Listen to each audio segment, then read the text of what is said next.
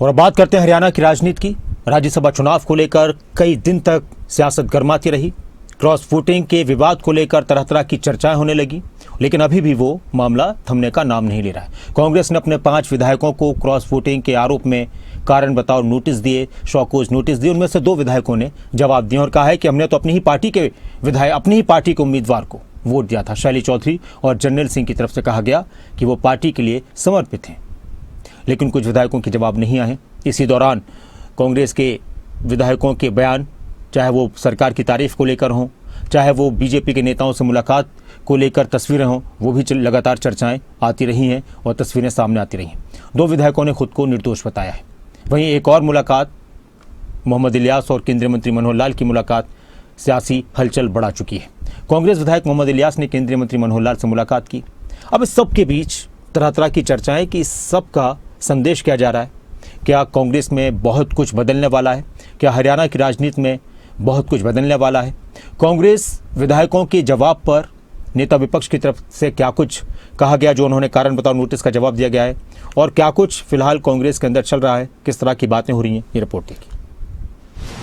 हरियाणा में हुई cross voting पर अब भी सस्पेंस क्यों? 5 में से 2 विधायकों ने कांग्रेस हाईकमान को जवाब भेजा। 2 विधायकों की सफाई, हाईकमान का क्या होगा फैसला?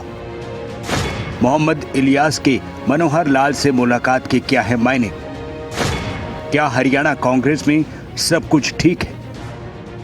हरियाणा की राजनीति में राज्यसभा चुनाव के दौरान हुई क्रॉस वोटिंग को लेकर घमासान थमने का नाम नहीं ले रहा। कांग्रेस के कई विधायकों पर आरोप लगे, लेकिन अब सफाई सामने आने लगी है। 2 विधायकों ने पार्टी को जवाब भेजते हुए खुद को निर्दोष बताया। इस बीच एक और मुलाकात ने सियासी पारा बढ़ा दिया है।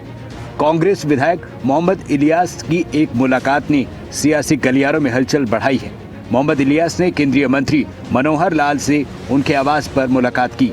सवाल उठ रहे हैं, क्या ये महज औपचारिक मुलाकात थी या इसके पीछे सियासी संदेश है? क्योंकि इलियास पर भी राज्यसभा चुनाव के दौरान क्रॉस वोटिंग के आरोप लगे। क्रॉस वोटिंग का मुद्दा कांग्रेस के लिए अंदरूनी चुनौती बना है। हरियाणा राज्यसभा चुनाव में क्रॉस वोटिंग के आरोप 5 विधायकों पर लगे। कांग्रेस के 5 विधायक सवालों के घेरे में है। पार्टी हाईकमान ने उनसे जवाब मांगा है।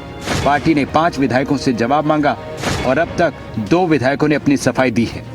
शैली चौधरी और जर्नैल सिंह ने पार्टी हाईकमान को लिखित जवाब भेजा है।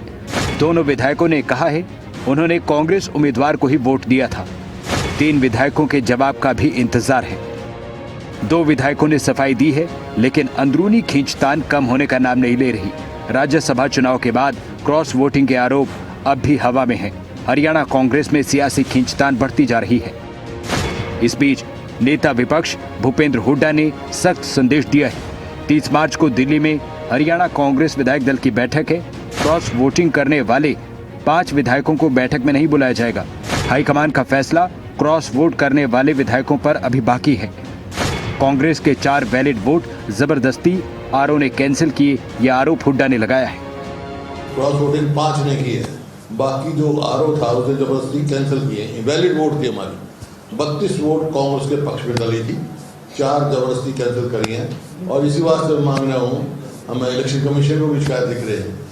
आरओ की जो है कॉम्प्रोमाइज था आरओ। अब तक 2 विधायकों की सफाई सामने आई है, लेकिन बाकी 3 विधायकों के जवाब का इंतजार है। क्या सभी विधायक खुद को निर्दोष बताएंगे या फिर इस मामले में कोई बड़ा खुलासा होगा? इस पर सबकी नजरें टिकी हैं।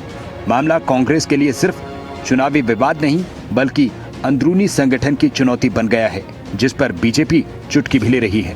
क्रॉस वोटिंग किसने की? वहां तो वोट दिखाते हैं, ऐसे दिखाते हैं बस बिल्कुल सामने। अब कुछ आदमी दिखाते हैं तो फिर शंका कहाँ रहेगी क्रॉस की? वो तो वो है, अभी जिसको कोई लीडर मानेगा, कोई नहीं मानता, कोई मानता है, वो पार्टी का अपना मैटर है। क्रॉस वोटिंग का ये मामला हरियाणा कांग्रेस के लिए एक बड़ी परीक्षा बन चुका है। अब देखना होगा कि पार्टी इस सियासी संकट से कैसे निकलती है। ब्यूरो रिपोर्ट, खबरें अभी तक।